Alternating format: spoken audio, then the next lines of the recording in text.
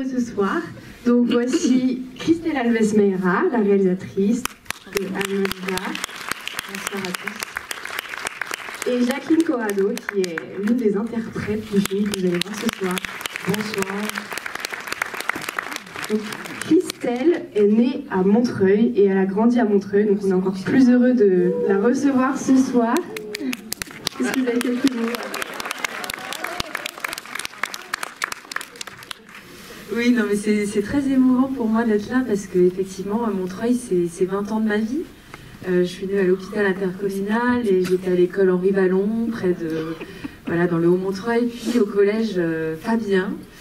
Et donc, c'est vraiment très émouvant d'être là parce que c'est un long chemin, voilà, qui me mène jusqu'à ce film. Vous allez voir, qui raconte aussi ma deuxième origine, c'est-à-dire que je suis née à Montreuil, mais de parents portugais.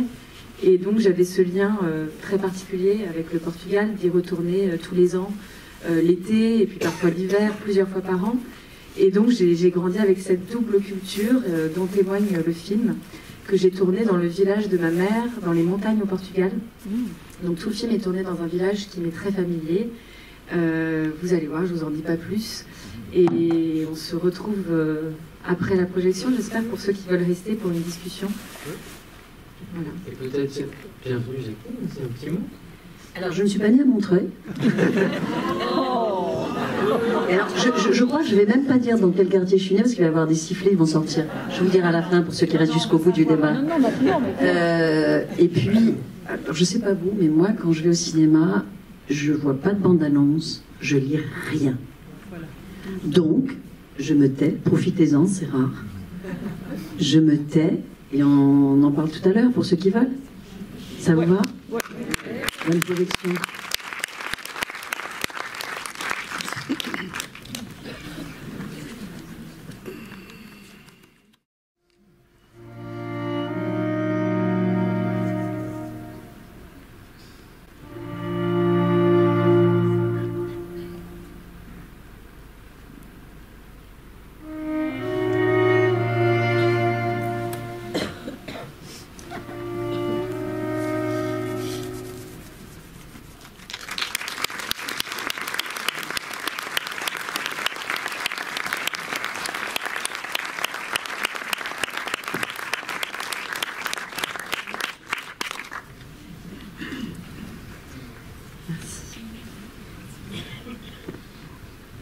Rebonsoir à tous, j'espère que le film vous a plu. Donc nous voilà pour la discussion avec la réalisatrice et l'une des interprètes du film. Vous avez dû reconnaître de quel personnage il s'agit. Peut-être si je pleure un peu, c'est celle qui pleure le plus, peut-être que... Moi j'aurais voulu revenir sur une citation du film qui est faite à la fin, qui dit « Les vivants ferment les yeux des morts et les morts ouvrent les yeux des vivants ». Parce que je trouve que ça résume bien le film, c'est une très belle phrase. Et donc, surtout, je me demandais quels étaient vos... Pourquoi, qu'est-ce qui vous a motivé à réaliser ce film et à quel moment vous avez décidé de rejoindre aussi le film, à quel moment vous avez... Merci. Voilà, pour toutes les deux. Alors cette phrase, oui, elle résume très bien le film et elle rejoint aussi le titre du film. Alma Viva, ça veut dire en français l'âme vivante. Et en fait, le déclencheur de ce film, c'est au moment c'est peut-être la part la plus autobiographique du film, c'est au moment du décès de ma grand-mère dans la vraie vie. J'assistais à des disputes familiales et elle est restée donc 2 ans sans pierre tombale. Donc cette histoire d'argent autour de qui va payer cette pierre tombale est vraiment quelque chose que j'ai vécu et qui m'a donné envie de faire ce film. Et pourquoi? Parce que justement, j'ai imaginé très tôt que l'âme vivante de la grand-mère ne pouvait pas quitter le monde des vivants parce qu'elle n'était pas honorée.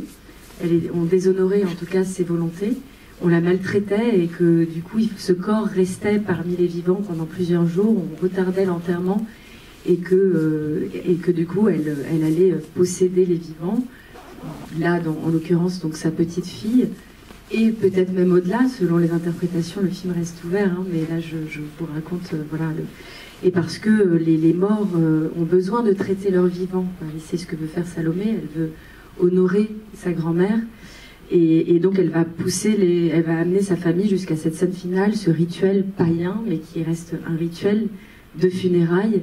Et sans ce rituel, la grand-mère ne pouvait pas, en tout cas, se libérer et reposer en paix. Et donc il y a un petit peu de... Enfin, pour moi, hein, dans la façon dont j'ai construit le récit, il y a un peu d'Antigone derrière tout ça. Et du coup, je profite de parler d'Antigone, parce que dans la salle ce soir, il y a mon professeur de français. Donc, je vous disais que j'étais de Montreuil et que j'étais au collège à Montreuil. Et en fait, c'est quelqu'un qui a beaucoup compté pour moi. Je ne l'avais pas revu donc, depuis de nombreuses années, depuis l'âge de 13 ans. J'en ai 40 aujourd'hui. Et c'est Antigone, en classe de 4e, qui m'a donné l'envie de faire du théâtre, de développer, je sais pas, la part artistique qui était en moi. Mes parents sont portugais, ma mère analphabète, il n'y a pas de livre à la maison. Mon père ouvrier, enfin je veux dire, j'avais pas accès à la culture si ce n'est que par l'école française.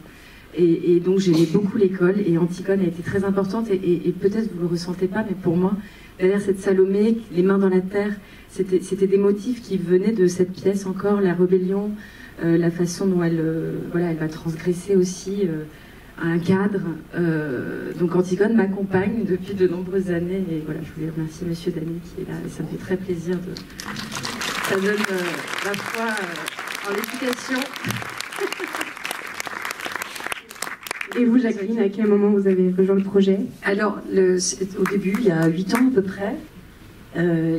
à peu près, Christelle m'a appelée, et j'avais eu un coup de foudre par télé interposé sur Christelle, que j'avais vu dans un programme télé. Je ne sais pas ce que je jouais à l'époque, mais vous savez, quand on joue, on rentre à minuit, on se fait une sorte de plateau repas vite fait. Et j'ai zappé, je suis tombée sur le cercle de minuit. Les mots de minuit. Les mots de minuit, vous voyez déjà. Aujourd'hui, alors au fait, je change tous les mots aujourd'hui, donc si vous ne comprenez pas, n'hésitez pas à faire signe. Il y a une petite dyslexie qui s'est mise en place. Et je vois, vous savez, il y a un coq aussi au Portugal qu'on appelle le coq de Barcelos. Il n'y a pas que le coq français. Et il y a un truc, puisque j'ai un peu les mêmes origines, enfin même totalement comme Christelle, donc mes 2 parents sont portugais, mon père est totalement analphabète, ne sait ni lire ni écrire. Je viens plus côté 16e, donc c'est un autre des Portugais qui sont allés là-bas. Et on a un petit coq de Barcelos, c'est-à-dire que quand je vois sur un écran de télé française un nom à consonance portugaise, il y a un truc qui fait... Et donc là, en zappant, je vois une toute jeune femme qui avait 22 ans, par là à peu près, qui parlait de sa mise en scène de Jeunet avec des méga spécialistes beaucoup plus âgés qui étaient là, mais pourquoi vous montez Jeunet comme ça et tout. Et elle se défendait avec ses mots à elle, je trouvais ça extraordinaire, je dis mais cette nana, je veux pousser avec elle. Donc quand 10 ans, 12 ans, je sais pas combien de temps après, elle m'appelle, j'ai dit bah yes déjà. Donc elle m'avait même pas quasi évoqué le projet, elle m'a dit oui, j'ai un projet, j'aimerais faire ça, et moi j'ai tout de suite dit oui. Et c'est aussi l'incroyable force et l'incroyable énergie. Je ne sais pas où est monsieur le professeur de français, qui s'appelle Dany. On va pas... Ah, bah si, regarde, il va bien. Merci, parce que du coup, bon, vous devez savoir de quoi je parle, c'est-à-dire que quand on rencontre Christelle, qui arrive comme ça, avec un grand sourire, il y a une force, une puissance très... Voilà, tout ce qu'elle a écrit, il y a cette force, cette puissance. Donc il n'y avait pas de scénario, il n'y avait pas tout ça, mais elle a dit, voilà, j'ai une envie, c'est sur tel sujet, c'est pas encore vraiment écrit. Et moi j'ai dit... Bah, de toute façon, yes, on y va. Est-ce que vous vous connaissiez déjà d'avant ou Non, moi je l'avais juste vu sur l'écran télé. Et j'avais aimé sa façon du haut de ses 22 ans de tenir front aux méga spécialistes français de Jeunet et de dire bah, j'ai fait ça, je sais pas, comme ça. Et de quel droit? Vous savez, les thésards sur Jeunet. Et je trouvais ça génial, ce naturel, cette force d'être là. Et je trouve ça très bien quand on n'essaye pas. Ce que j'adore chez Christelle, c'est aussi elle assume pleinement ses origines, elle assume pleinement ce qu'elle est. Et ça devient une force, et donc ça fait écho chez moi à plein de choses. Donc ça donne une grande envie de se donner. Ça fait 8 ans que je suis là, et à chaque fois que j'ai pu aider le projet, ou comme aujourd'hui, je suis là. Parce que c'est pour ça qu'on fait ce métier. Enfin, moi en tout cas, c'est pour ça que je le fais. Pour ce genre de projet. Non mais c'est vrai. Et pour continuer sur les autres interprètes, comment vous les avez choisis? Est-ce que c'était des acteurs ou... Alors, la plupart des acteurs sont des acteurs non professionnels, donc qu'on a mélangé avec une minorité d'acteurs professionnels, mais qui étaient vraiment des piliers. Donc, Jacqueline est une actrice professionnelle, la tante Fatima, Catherine Salé, que vous avez peut-être reconnue, qui est une actrice belge, et puis le berger et le docteur. Voilà. Donc, et après, tout le reste, c'est donc du casting sauvage. Et donc c'est des gens soit qui viennent de mon village, donc qui m'ont vu naître, qui me connaissent très bien et qui ont accepté de participer, soit des villages aux alentours, soit même de la région parisienne, donc des Portugais de France qu'on a castés dans les fêtes portugaises, dans les associations, dans les restaurants. On est parti chercher des gens de la communauté, comme par exemple l'oncle Joachim, qui dans la vie vend il est promoteur immobilier dans la vie, et donc c'était vraiment la première fois qu'il jouait. Il a le corps et la voix d'un acteur, il est d'une puissance incroyable. Il fait face à ses deux sœurs qui sont des actrices professionnelles très puissantes, donc il fallait vraiment qu'il en impose. Et donc il est super. La grand-mère, les vieilles dames se prêtent au jeu, et c'est l'occasion. Enfin, quand on travaille comme ça, je suis pas la seule à le faire. Il y a beaucoup de films qui se font de cette façon. Quand en tout cas on essaye de trouver une forme d'ancrage, d'authenticité dans un lieu. Ça se fait depuis les années 50. Je veux dire, les premiers à le faire, il y en a plein. Voilà. Et c'est très beau parce que c'est une façon de s'ancrer, d'être dans un rapport presque naturaliste aussi aux choses, même si ça ne suffit pas. Il ne suffit pas de les filmer, il faut bien sûr les mettre en situation, les accompagner. Donc ça demande aussi une attention particulière pour chacun d'entre eux. Il n'y a pas une façon de faire pour tout le monde la même. Ça demande de se mettre à leur niveau. Et puis Salomé, surtout la petite fille, bien sûr, qui n'est pas, qui est une enfant, donc ça n'est pas son métier. Et c'est ma propre fille, figurez-vous.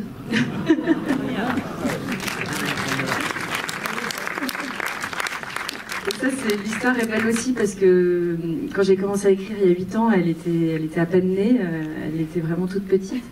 Et donc j'ai écrit ce personnage, d'abord une adolescente, ensuite c'est devenu une enfant mais plus âgée. Je vous la fais courte, mais en gros elle a aussi démontré un désir de jouer. Et quand je voyais qu'elle voulait faire du cinéma, je me disais que ça allait être compliqué de lui faire passer le casting pour Salomé, pour peut-être lui dire non. Donc on a trouvé, j'ai trouvé une façon détournée de la filmer. Je lui ai dit, on va faire passer des essais à Jacqueline, donc, qui est là. Je suis pas sûre qu'elle tienne la route, il faut la tester. Que la mère soit très bien, donc on va peut-être te filmer, ça te dérange pas de m'aider. Et j'ai fait ça avec Jacqueline, avec l'oncle, et je l'ai filmée comme ça. Elle pensait qu'elle m'aidait pour choisir les autres. Et c'est seulement quand j'étais vraiment sûre que c'était elle que je lui ai annoncé. Et elle était vraiment très heureuse. Elle avait déjà eu l'occasion de tourner dans un court-métrage d'une amie à moi. Et c'est elle qui l'a révélé, en fait, c'est Alex Poukine. J'aurais pas osé le faire. Et c'était une très belle expérience. On a mis en place tout un protocole, parce que bien sûr, travailler en famille, ça peut être aussi le danger d'abîmer notre relation mère-fille. Donc il y avait une coach entre nous. C'est une petite fille qui est extrêmement mature, ça je le savais, je la connais bien. Et pour tenir un rôle comme ça, il faut un enfant qui est capable de se concentrer, qui a un vrai plaisir de jouer. Elle avait tous les jours un vrai plaisir d'arriver sur le plateau. Elle était extrêmement généreuse et puis une intelligence émotionnelle incroyable. Moi, je me reposais sur des choses qu'elle me proposait pour Salomé, quoi. J'ai transformé des phrases. Le chef opérateur qui a fait beaucoup de films, c'est Rui Possas, très grand chef opérateur. J'espère que vous avez aimé l'image. Membre du jury à la semaine de la critique cette année, d'ailleurs. Il disait qu'elle était plus mature que certaines actrices. Pardon, Jacqueline. Non, mais c'est pas grave, écoute. C'est vrai qu'elle c'était vraiment un bonheur de travailler avec elle. Et voilà, vous l'avez vu, elle porte le film, quoi. Mais elle a une intuition, d'abord c'est une enfant déjà, quand on se connaissait, je venais à la maison avant même qu'elle soit prévue. C'est quelqu'un qui est toujours dans une écoute absolument incroyable et qui a quelque chose d'inné, c'est-à-dire qu'elle est profonde, elle est là. Donc elle est en action-réaction et il y a c'est vrai, il y a des talents comme ça qui sont innés. Après tout le travail que tu as fait aussi avec elle, on ne fait pas, mais... Non, mais c'est le travail, c'est autre chose, c'est le talent. Effectivement, ça s'explique pas. Il y a quelque chose, mais qui peut se perdre. Hein, d'ailleurs, on ne sait pas. Il y a toujours un mystère avec les enfants acteurs. On verra bien. Mais elle s'inquiète pas de ça. Elle a plein d'autres envies. On n'est pas en train de faire une carrière. Enfin, on verra bien. Elle est très détendue avec tout ça. Peut-être que vous avez des questions parmi vous. Sinon, moi, j'en ai d'autres. Je me demandais, Jacqueline, parce qu'en fait, dans le film, on voit beaucoup de sorcellerie.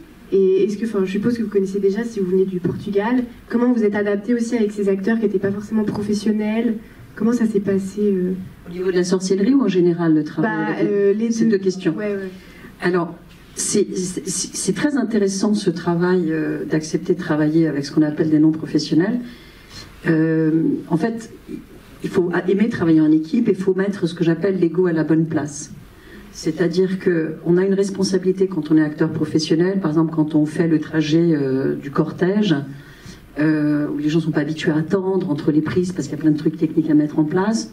Et c'est moi, Anne Pedrin et Catherine Salé, où tout d'un coup dit, bon, là on arrête les éclats de rire parce qu'on rentre à nouveau, on va filmer, on se remet dans l'énergie. Donc on donne un peu ce ton-là. Mais après, elles nous nourrissent énormément. C'est-à-dire que ça s'est tourné pendant le Covid. Il faut savoir que le premier resto, il est à 30 minutes, le premier hôtel aussi. Donc nous, on habitait là. C'était une dame du village qui faisait à manger. Donc ça nous nourrit aussi beaucoup. À savoir que Anne Pedran, la comédienne professionnelle qui fait Fatima, ses parents sont d'un village qui est à 15 km. Donc elle connaissait bien toute cette grammaire. Moi, je viens complètement d'une autre région, où si vous me dites, excusez-moi, Faux d'Esquerral, mon père, il vous décolle, vous faites 3 toupies, parce qu'on ne dit pas de gros mots. Mais c'est pas grave, vous voyez, parce que là, c'est une façon affectueuse, c'est comme le putain de con à Marseille. Et donc, du coup, c'est génial, parce que vous êtes vraiment imprégné, vous êtes matin et soir avec ces femmes-là. Christelle a choisi, elle en parlera mieux que moi, elle a choisi ses corps, ses mains, elle rend hommage à ces corps-là, à ces femmes-là, qui sont quand même très difficiles pour une actrice pour aller là-bas. Donc travailler avec des non-professionnels, ça oblige à une justesse. C'est-à-dire comme avec les enfants. C'est-à-dire que si vous n'êtes pas juste, ben, ils ne font pas semblant. Si vous voulez que Christelle attrape quelque chose ou qu'il soit en réaction, il faut qu'il croie vraiment à ce que vous proposez. Donc ça oblige nous, en tant qu'acteurs, à... On ne peut pas mettre trop de béquilles, il faut plonger avec eux. Donc ils nous nourrissent beaucoup. Et après, il y a des moments où je pense que bah, nous, techniquement, on va faire des choses pour aider parfois quand il y a besoin, pour les amener. Par exemple, les gifles, on va peut-être se prendre des vrais gifles, même si on est hors caméra, parce qu'il faut qu'ils réagissent. Mais je crois que c'est un travail de nourriture mutuelle. Et c'est vraiment travailler au plus près de l'os en tant qu'acteur. Moi, du coup, j'adore ça. Mais, est-ce que c'est une société matriarcale, cette région du Portugal? Alors la question, c'est est-ce que c'est une société matriarcale dans cette région du Portugal? En tout cas, c'est sûr que les femmes ont un certain pouvoir. Là, ce film est une fiction, même s'il a l'air très ancré, et parce que dans la mise en scène aussi, je vais chercher du côté du documentaire dans le dispositif que je mets en place, mais c'est une fiction. Et donc j'ai voulu mettre à l'honneur les femmes et le pouvoir de ces femmes. Dans la vraie vie, c'est des sociétés en tout cas très conservatrices, où le pouvoir est du côté des hommes, et justement c'est aussi pour ça qu'on accuse très facilement les femmes d'être des sorcières. Et la sorcellerie, pour y revenir, parce que tu disais la sorcellerie, ah ben oui, tu connais, c'est portugais. En fait, j'espère que le film n'est pas qu'il dépasse en tout cas le territoire qu'il raconte, et qu'il ouvre vers des questionnements plus universels, et qu'il est plutôt un miroir tendu vers aussi une autre société. Parce qu'on pourrait se dire que cette sorcellerie, elle est seulement, en tout cas ces questions-là de croyances, de sorts et tout ça, c'est seulement relégué à des villageois arriérés. Mais en fait, c'est aussi une façon de questionner aussi nos sociétés qui sont très, très normalisées, très rationnelles, où on écarte le drame, le tragique, où on est dans le déni, en fait, de la mort. La mort qui est très cachée, quand même. On prône en tout cas la rationalité comme un culte, et là la tentative en tout cas, c'est de vous inviter comme Salomé à s'ouvrir vers d'autres horizons, et la question de la sorcellerie, en tout cas les recherches que j'ai pu faire autour de la sorcellerie viennent aussi de France, beaucoup. C'est une anthropologue française qui m'a beaucoup inspirée, qui s'appelle Jeanne Fabré-Saada, qui a observé la sorcellerie dans le bocage pendant une dizaine d'années. Son livre, je vous invite à le lire si le sujet vous intéresse, ça s'appelle Les mots, les morts et les sorts. C'est un très beau livre. Et donc j'ai été beaucoup chercher aussi des rituels, des témoignages que j'ai pu lire dans ce livre, en plus d'un anthropologue portugais. Et puis en plus d'énormément de rituels que j'ai été chercher dans d'autres pays, parce qu'en fait, il n'y a pas une façon de convoquer les morts. Vous voyez, les médiums, il y en a partout. Il n'y a pas une façon de parler aux esprits. C'était avant tout une envie de revenir au rituel, le rituel comme une façon de créer du lien entre les générations, de revenir à des traditions. Mais il y a énormément de choses qui sont inventées et qui viennent de plein d'endroits. Par exemple, le calvaire Saint-Georges. Le Saint-Georges, cette prière, n'est pas forcément... On le connaît au Portugal, le Saint-Georges, bien sûr, il fait partie de l'iconographie, mais il n'est pas énormément prié. Il vient plutôt du Brésil. Et c'est vrai qu'on a beaucoup de Brésiliens aussi qui ont émigré au Portugal, donc ils sont venus avec cette influence du spiritisme. Donc c'est plutôt du côté des spirites. Et donc on a créé pour ce film, le chef décorateur a créé ce calvaire. On a fait cette statue à Saint-Georges, et pour la petite histoire, à la fin du tournage, le prêtre est venu bénir ce décor et c'est devenu un lieu de pèlerinage aujourd'hui.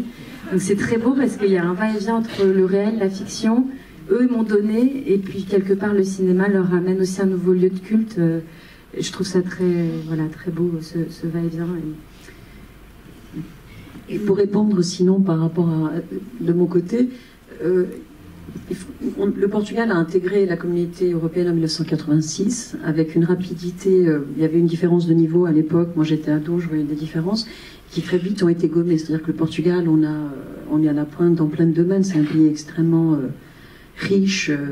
En France, on connaît Pessoa, etc. Mais on ne connaît pas toute la diversité et la culture. Absolument, peu de gens connaissent l'énorme culture littéraire, tradition littéraire de ce pays. J'ai du mal avec les mots.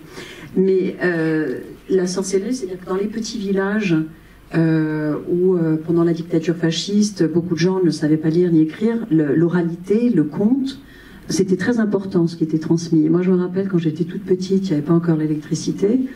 Et c'était génial parce que j'avais mes tantes ou ma grand-mère qui dit alors tu passes pas devant un tel parce qu'elle est sorcière et lui là-bas c'est un loup-garou. Et puis après le lendemain en même temps on buvait des coups avec. Et c'est du coup on vivait dans ces univers-là et du coup je me suis reconnue un peu dans ce que raconte Christelle. Et ce qui est assez intéressant c'est que là en présentant le film en avant-première, on avait par exemple à Nice l'autre jour une dame russe qui vient de dire oh mais en Russie c'est ça, ils ont fait le même signe. Il y avait une dame serbe qui dit oh mais c'est exactement ça. Et le film on a énormément de retours dans les pays baltes, dans plein de pays et latino-américains. Donc je pense qu'il y a quelque chose d'universel. On appelle sorcellerie, pas sorcellerie, mais je crois que l'homme, depuis toujours, il y a un être humain qui disparaît, il y a la douleur de voir un être aimé disparaître et qu'on essaye de créer quelque chose. Et ça, je pense, quel que soit le pays ou la culture, c'est là. C'est clair? Vous arrivez à me comprendre ou pas? Super.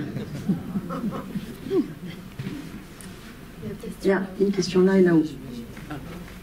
Je passe le micro ici en bas d'abord.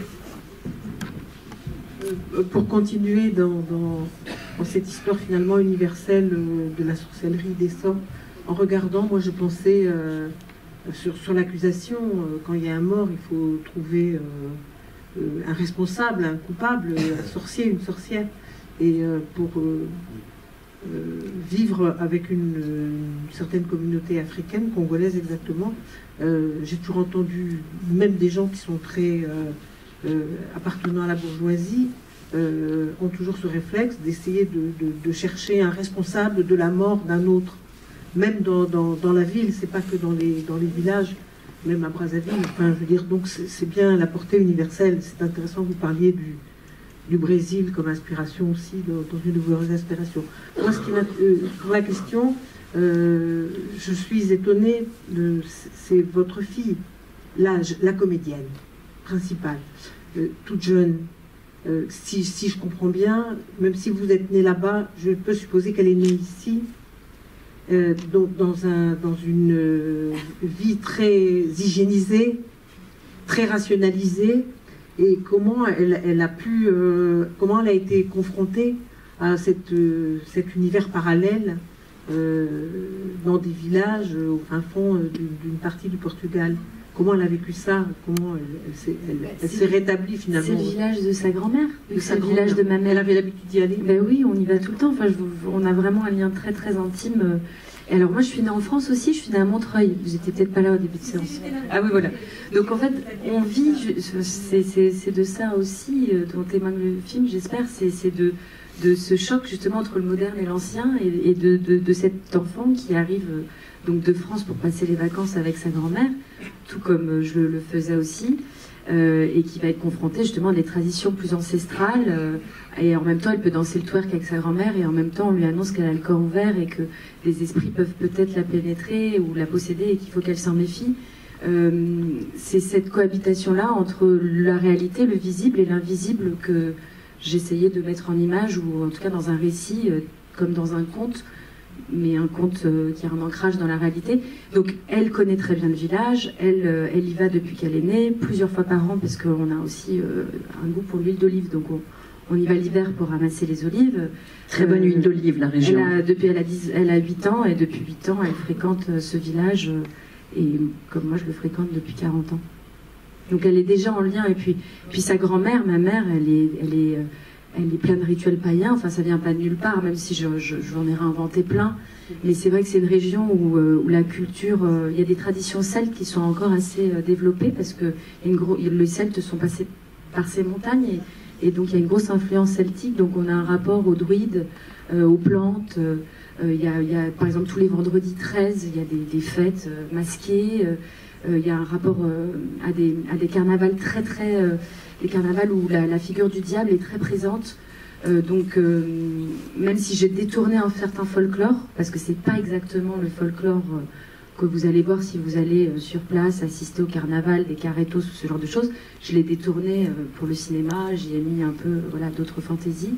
Ça témoigne aussi de ce lien-là avec la nature, parce qu'au fond, la magie, c'est quoi? C'est la nature qui vit, c'est une nature qui nous parle, et ça passe par un rocher qui est chargé d'une mémoire, par un ciel étoilé, où on pourrait ressentir la présence d'invisibles, enfin voilà, par une forme de surnaturel que le film tente de prendre en charge. C'est pas facile à mettre en image, mais on a essayé. J'ai juste une réponse par rapport à ce que j'entends dans la question. Loua, c'est une enfant qui joue comme les enfants qui jouent aux cow-boys et aux Indiens aussi. C'est ça qui est extraordinaire, c'est-à-dire qu'elle a cette puissance incroyable, mais elle n'est pas The Method Stanislavski, où je me mets dans le personnage pendant 3 jours et je vis avec les trucs. Ce qui est extraordinaire, c'est que c'était action. Moi, j'étais moyenne, ça, elle était en la prise, puis après, elle allait jouer avec sa coach Manon, elle faisait des dessins, des gommages, etc. Il n'y a aucun traumatisme, c'est ça qui est assez extraordinaire. Mais je pense qu'elle a pris, enfin, je ne sais pas exactement comment travailler, mais elle savait qu'elle jouait un personnage, comme si tout d'un coup vous dites à 2 enfants, toi, moi je suis le cow-boy, toi t'es l'Indien, et puis vous vous dites, vous voyez, les enfants ils meurent, puis après ils se relèvent, ils sont bien. Et donc elle était dans ce rapport. Moi je sentais ce rapport-là. Plus que cow-boy indien, elle joue à Harry Potter. Enfin, vous voyez, les contes de sorcières pour les enfants, c'est. Ils baignent là-dedans. Elle avait vraiment ses références, et c'était ouais, génial, je vais faire le thé pour sauver ma grand-mère. Oui, je vais me confronter à la méchante sorcière qui l'a tuée. Tous les contes pour enfants racontent la sorcellerie, et Harry Potter nous a beaucoup aidé d'ailleurs à accompagner l'univers. Voilà. Et ce que tu disais l'autre jour, c'est que je pense que ce que tu disais l'autre jour, c'est qu'elle était petite, elle avait, je crois, interdiction de toucher à la gazinière dans la vie, et tout d'un coup, on lui donnait l'autorisation, lui demandait d'aller faire le thé. Donc c'est yes, je peux faire le thé grâce au personnage. Donc en fait, c'est l'approche qu'on a nous, mais quand on vit dans le film, c'est ça qui est extraordinaire quand on a le talent de Loua qui joue Salomé, et avec cette puissance de l'enfance, c'est qu'on n'est pas, excusez-moi, le mot va être peut-être un peu cru, dans une masturbation intellectuelle qu'on peut avoir certains comédiens professionnels. Oui, il faut que je me concentre, que je sois dans le rôle. Elle rentrait, elle avait ce travail-là, mais elle s'amusait avec. Vous voyez? Donc, enfin moi en tout cas, j'ai témoigné de ça. C'est extraordinaire, elle faisait ses gommettes, ses trucs, et puis elle revenait. Une question là-haut? Oui. Déjà, merci beaucoup. Vous avez répondu à un paquet de questions que j'avais. Déjà, Jacqueline, vous êtes mon idole dans La Cage Dorée, donc merci. C'est trop cool de vous voir. Oui, on est au grand écart facial. Hein. C'est 2 salles, 2 ambiances, mais ouais. Aucun rapport. J'aime beaucoup aussi. Là, on était en hommage aux Portugais du 16e. Voilà. Là, on est Portugais de Trás-os-Montes. C'est ça. Et non, il y a un truc que j'ai particulièrement, enfin, que j'ai apprécié, mais je ne sais pas si c'est volontaire. Je trouve que le film traite par toute petite touche, en le suggérant, par exemple, il me semble qu'il traite d'une relation non hétérosexuelle, mais de manière très subtile, donc quelque chose qui est tu dans le Portugal rural, ou en tout cas dans toute société conservatrice. Et puis l'autre chose, c'est le feu de forêt, quoi, à la fin. Et je trouve ça cool pour les plus jeunes générations aussi, que c'est 2 choses qui sont juste suggérées. Donc le réchauffement climatique est vraiment là où on en est, et puis à la fois ces relations-là qui sont pas trop parlées et qui sont juste évoquées dans le film comme ça. Alors est-ce qu'il y avait vraiment un feu de forêt à ce moment-là, et c'est du coup pour ça que vous l'évoquez, ou est-ce que c'était vraiment volontaire aussi de mettre un peu de questions contemporaines voilà. Alors oui, il y a une relation d'amour interdit avec la voisine, traitée de façon en toile de fond. Mais oui, c'est la raison cachée qui fait que Fatima finalement n'a jamais émigré en France. Elle reproche à sa sœur d'avoir sacrifié sa vie pour sa mère, pour son frère, et puis en fait elle est aussi restée, elle avait ses raisons intimes, et dont celle-ci de rester proche de Gloria, la voisine.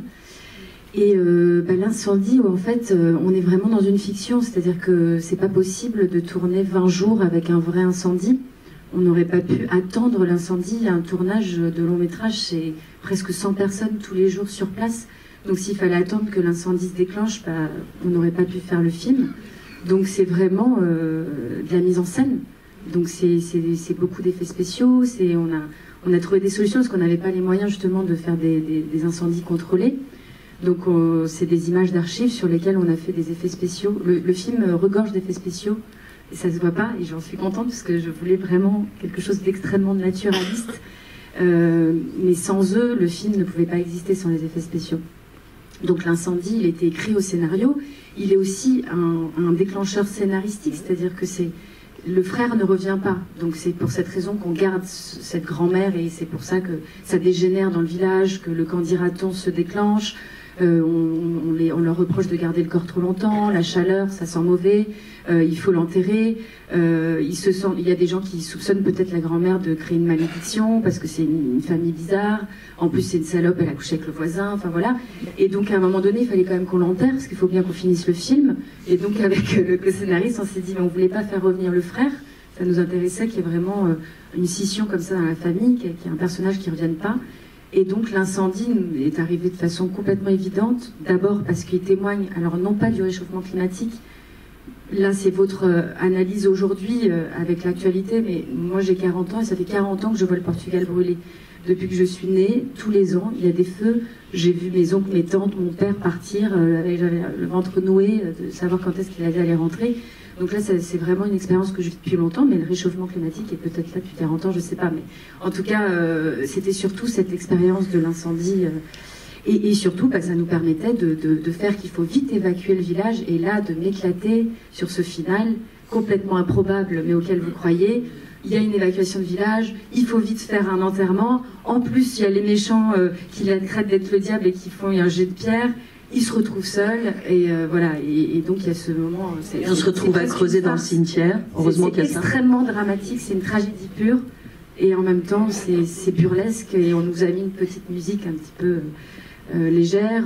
Voilà, là il y avait un choc, si vous voulez, de situation, et un prétexte de mise en scène qui m'amusait beaucoup. Et tout ça était dur à gérer, parce qu'il fallait, il y avait les fumées sur le plateau, il faisait chaud, enfin tout ça c'est toute la réalité d'un tournage, et sur des scènes à effet, parce que faire un incendie c'est des scènes à effet, quoi. C'est la pluie, évidemment la pluie n'est pas arrivée par miracle, j'aurais aimé, mais même si je crois au miracle, ça aurait été beau, mais non, elle est là, on la provoque. J'ai une toute petite question. Moi, j'ai grandi aux côtés de la communauté portugaise, dans le 16e en l'occurrence, et j'ai trouvé ça extraordinaire, pour une fois, de voir ce qui se passe au Portugal. Et je me suis demandé si vous aviez eu cette volonté-là, parce que la communauté portugaise, on a grandi avec, c'est une communauté extraordinaire, qui est un symbole d'intégration en France. Enfin, moi, je suis issue de l'immigration aussi, et je vois il n'y a même pas de sujet en réalité, tout en ayant un lien hyper fort avec la terre d'origine. Et je me suis demandé si, quand vous avez réfléchi à ce film, vous aviez envie de nous partager ça aussi. Le Portugal, ce qu'on ne voit pas en fait, ce qu'on voit jamais. Oui, de faire découvrir ici. Non, ce qui est évident, c'est que oui, je viens de comprendre la question. Je voulais comment dire, porter à l'écran la réalité de ce milieu, de ces traditions, de ces corps de femmes aussi qu'on a diabolisés, des vieilles dames qui d'un coup deviennent très belles, des femmes qui sont plutôt vulgaires. Bon, peut-être vous vous en rendez pas trop compte, mais les Portugais dans la salle doivent s'en rendre plus compte parce que les sous-titres sont un peu édulcorés. Mais c'est des femmes plutôt, comment dire, elles utilisent plein de gros mots, elles parlent comme des hommes, elles sont hautes en couleur, comme ça. Et c'est ma mère, c'est mes tantes, c'est toutes les femmes qui m'ont accompagnée. Et moi, je me souviens de ma mère qui justement, face aux Français, c'est-à-dire tout le temps, j'ai vu mes parents être impressionnés par les Français. Et donc, ils ont toujours resté les étrangers face aux Français. Il ne fallait pas faire de vagues. Il y avait un la peu de honte aussi. Oui, et quelque part, ce film, je dis à ma mère, en plus, on sent bien qu'il y a une précarité aussi chez la grand-mère, la maison, il y a une certaine précarité, on mange avec les mains, c'est la ruralité, c'est trivial.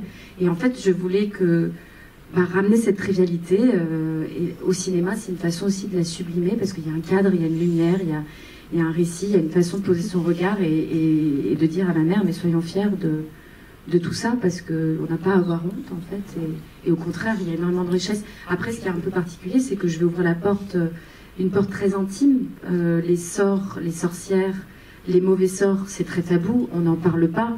Donc c'est parce qu'on rentre à travers le regard de cette petite fille qui regarde justement à travers la porte, ce qu'on n'a pas droit normalement de nommer. Moi-même, j'ai mis du temps à écrire ce scénario parce que je ne savais pas si je pouvais m'autoriser à le faire et comment les gens allaient réagir à ça.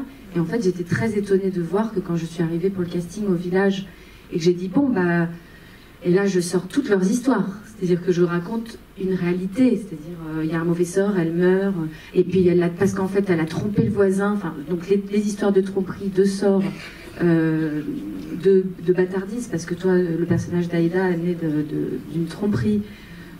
Et puis le tabou aussi quand même de l'héritage des histoires de famille, voilà, où on se tape sur la gueule pour des histoires vulgaires d'argent. En fait, ils l'ont accueilli très bien, en se reconnaissant aussi, en se disant que ils m'ont fait confiance, en fait, je crois surtout. Même s'il y a des femmes qui m'ont quand même dit, moi je ferai pas la méchante sorcière. Personne ne voulait jouer la méchante, parce que c'est toujours comme ça dans les histoires de sorts. On sait jamais qui jette les sorts. Enfin, il y a des tendances, on dit oui c'est elle, c'est sûr, c'est elle qui fait la magie noire, mais en fait on ne sait pas. Et notre méchante sorcière dans le film, moi je la trouve quand même attachante, parce qu'on comprend qu'elle a été mal aimée. À la fin, quand elle dit tu m'as volé mon mari, voilà, c'est une histoire de tromperie au fond derrière, quoi. C'est pas de la malveillance qui vient de nulle part. Ça j'aimais bien cette idée-là. Moi je voudrais rajouter une chose par rapport à ça, parce que ce qui me touche beaucoup, et pas en tant que comédienne, c'est que le film est sorti en novembre au Portugal. Et il y a plusieurs choses qui m'ont touchée. Et là où je remercie Christelle, c'est pas la comédienne, mais en tant que femme d'origine portugaise, c'est qu'elle, vous savez, c'est comme quand on voit ces films qui sont maintenant des témoignages de certaines choses qui ont disparu, des années 60, des années 50. C'était très beau à Lisbonne. Le film a représenté le Portugal aux Oscars. Donc ça veut dire que l'Académie de cinéma portugaise, alors que tu fais pas partie de l'Académie. Non. Donc on est 2 actrices à faire partie de l'Académie de cinéma portugaise et ils ont quand même choisi ce film. Ils ont été très touchés pour le représenter aux Oscars. Ça veut dire quoi? Ça veut dire que mon père, qui sait ni lire ni écrire, a été très touché par le film. Mes cousins, ma famille ont été très touchés par le film parce que c'est un village, par exemple, moi je suis plus au sud près de Lisbonne, on n'a plus ça. On a beaucoup perdu ça. Ça y est, c'est fini. J'ai une amie comédienne qui n'est pas dans le film qui m'a appelée en larmes en disant c'est magnifique parce que je suis bouleversée, parce que c'est mon enfance qui remonte et ça y est, c'est perdu. Maintenant, il y a les portables, il y a la télé, il y a tout ça. Et il y a toute la magie de mon enfance qui remonte. Donc, c'est un magnifique témoignage de quelque chose qui est en voie de disparition. Et ce qui me touche aussi par rapport à ce témoignage de Christelle, c'est que précisément cet hommage à ces personnes qui ont un peu honte parce que tu parles et que je dis soleil pour dire sommeil, mais je dis tu me fais le bruit des impôts, je sais pas écrire, moi je veux pas le dire parce que j'ai un petit peu honte. Et je trouve ça magnifique que ces chairs, ces corps qui ont travaillé, qui ont lutté, qui sont là, qui se cachent un peu parce que c'est pas l'image qu'on veut donner, elles les mettent en valeur, elles les mettent en beauté. Et ce qui était magnifique, c'est que tout le village est allé voir le film et de se voir sur grand écran. Et que non seulement c'est pas caché, mais que ça va représenter le Portugal aux Oscars, que ça gagne des prix. Et moi je suis émue de le dire parce que c'est... Et ce qui me touche dans ce film, par rapport aux Portugais, c'est que ce soit le bac+6 ou la personne signée, on est touché. Et c'est dans ça que c'est universel. Et ça me bouleverse quand une dame russe vient en pleurant en me disant « Vous m'avez raconté mon enfance, il y a 80 ans. » Vous voyez, c'est ça qui est beau. Et c'est ce que je trouve magnifique, c'est ces témoignages, c'est ce passage de relais. Et qu'on nous sorte de... Claudia Schiffer, elle est trop vieille maintenant, mais les nouvelles mannequins, enfin bon, bref. C'était magnifique de voir ces corps. Bon, je me tais parce qu'après je vais chialer, je sais plus ce que je dis. Il y a d'autres questions peut-être? Vous avez d'autres questions? J'ai une question qui peut paraître tout à fait anecdotique, vous allez m'éclairer. Au début, dans votre générique de début, j'ai vu passer très vite Chien et loup.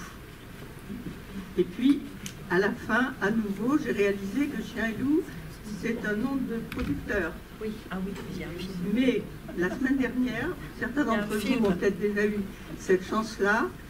Nous avons vu, et la réalisatrice était là, nous avons vu Loup et Chien, et, qui est un film absolument magnifique, qui se passe là aussi dans sur une toute autre problématique, certes, mais qui se passe dans un tout petit microcosme, dans une île portugaise, et que je conseille à tout le monde d'aller voir. Mais pouvez-vous m'expliquer, parce qu'on a parlé une heure après, presque 1h30 après le film avec la réalisatrice, et je n'ai pas pensé à demander pourquoi ce titre. Est-ce que vous pouvez m'expliquer? Almaviva? Non, Chien et loup. Ah, Chien et loup.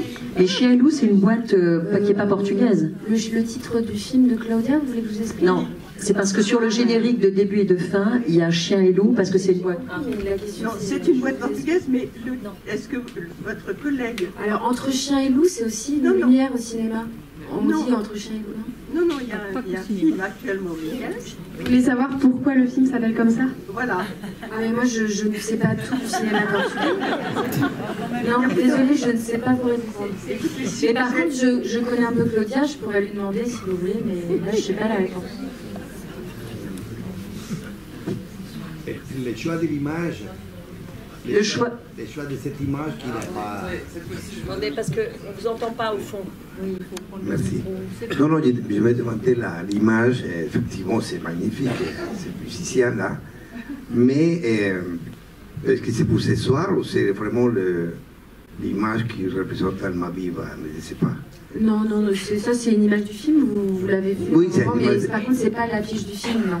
L'affiche, vous pourrez regarder dans le hall en bas. Voilà, c'est la petite fille qui est sous le cercueil avec les dentelles et on voit la famille. Vous regarderez, elle est affichée en bas dans le hall. Cette affiche a été faite exprès pour la séance de ce soir. La séance de ce soir. Ça répond bien, ça va. Ça. Et dites, il y a, je ne sais pas si c'est un système d'écriture, n'est-ce pas, que vous utilisez? Parce que au début, il y a 3 images, d'ailleurs celle du feu, mais il y a celle des poissons aussi, n'est-ce pas? Cette explosion qui nous étonne et on ne sait pas où est-ce qu'on va y aller, n'est-ce pas? Donc, je crois qu'il y a 3 images comme ça, très fortes, où on est réveillé, n'est-ce pas? Elles sont très fortes, très violentes. Je ne sais pas dans quel sens vous les faites, je ne sais pas. Non, bien sûr, c'est une pêche de l'explosif. Mais ça vient aussi de ce rapport un peu trivial, de cette énergie qu'il y a dans ces montagnes, dans ces villages. Je voulais témoigner de cette énergie-là.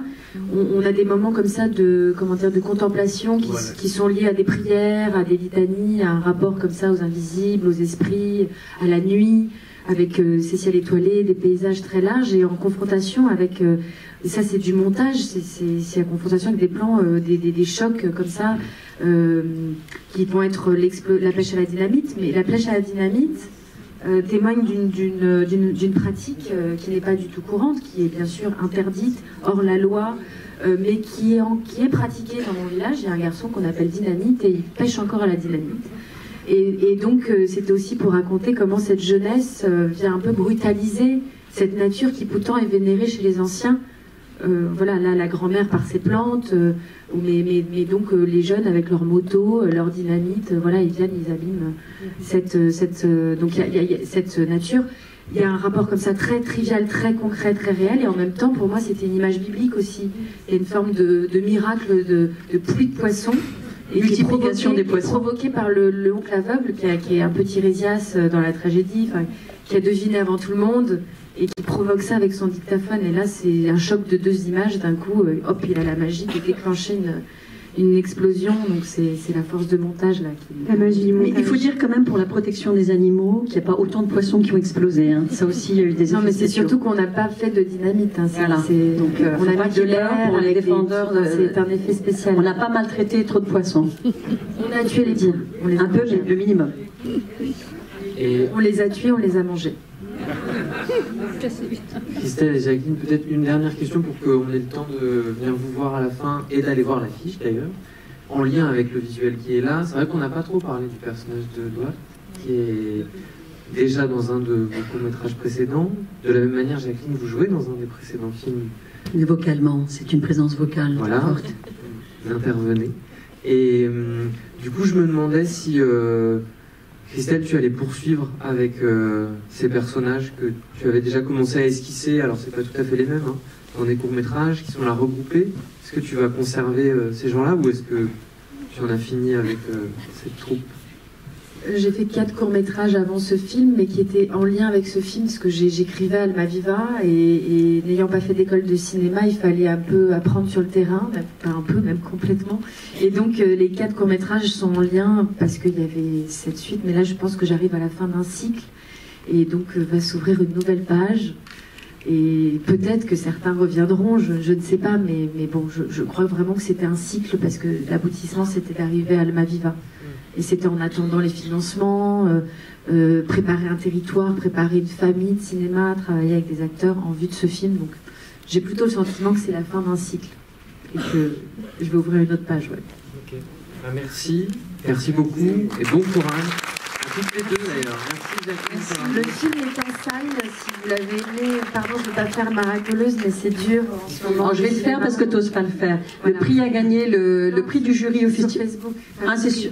On voudrait juste que vous parliez du film si vous en avez aimé, chaque spectateur, voilà, si vous avez aimé. Et ça va très vite aujourd'hui, le bouche à oreille doit être dès le départ. Merci beaucoup. Merci à vous. Merci à tous d'avoir été présents ce soir. On vous souhaite une très bonne soirée et à bientôt au Méliès pour une autre rencontre de ce genre. Merci Ambroisine.